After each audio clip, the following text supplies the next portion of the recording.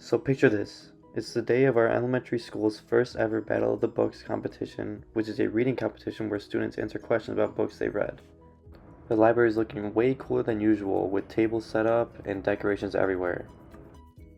Students are flooding in, chatting and laughing with joy, and I remember thinking, why would our school put together an event like this? To be honest, I hadn't expected much. I heard about these reading competitions from other schools and always thought that they didn't sound too fun.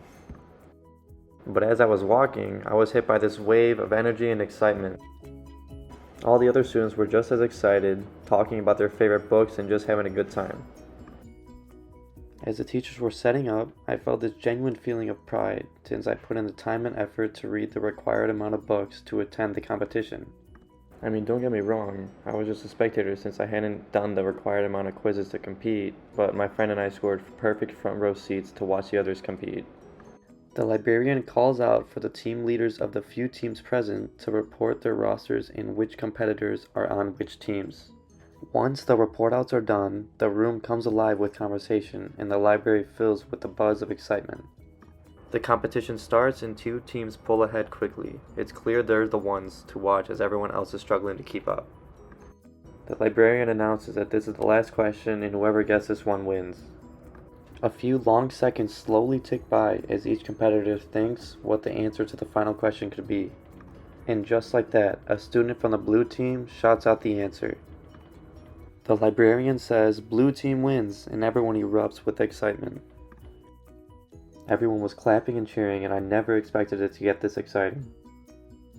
After the librarian announced the winners, the conversation didn't stop there. Everyone was talking about their favorite moments and even planning on joining the next year.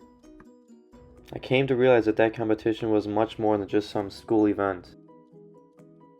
That day shifted something in me, and I started seeing books not as homework, but more as doorways to new adventures. How excited all the other students were and how fun the competition actually was really surprised me. It made me wonder how many other students might discover a love for reading through an event like this, just like how I did. Watching it all go down made me realize that reading doesn't have to be boring or repetitive. It can be fun and exciting. Along with connecting with other people in ways I never thought about, after that day, I decided to give reading a real shot. Instead of sticking with books I had to read for school, I decided to explore books that I was genuinely interested in. And ever since that day, I am pretty much always in the middle of reading some book.